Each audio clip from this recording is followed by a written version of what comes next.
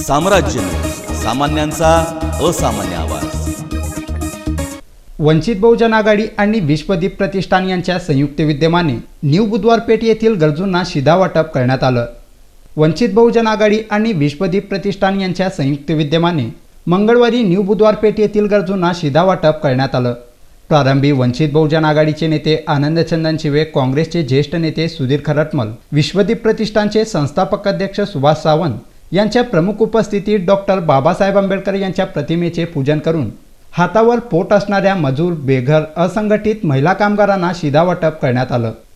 विश्वदीप प्रतिष्ठानच्या वतीने प्रतिवर्षी आंबेडकर जयंती मोठ्या उत्साहात साजरी केली जाते, पण देशभरामध्ये लॉकडाऊन काळात हातावर पोट असणाऱ्या मजूर, असंघटित महिला कामगारांची उपासमार होत आहे।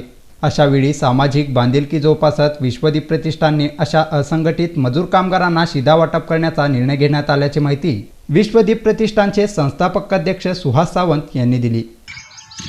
आज कोरोना या विषाणू रोगामुळे भारत देश लॉकडाऊन झालेला आहे। त्यामुळं सोलापूर शहरातील न्यू बुधवारपेठ परिसरातील या भागातील सर्व गोरगरीब महिलांना आज विश्वदीप प्रतिष्ठानच्या वतीनं आम्ही अन्नधान्य वाटप केलेलं आहे।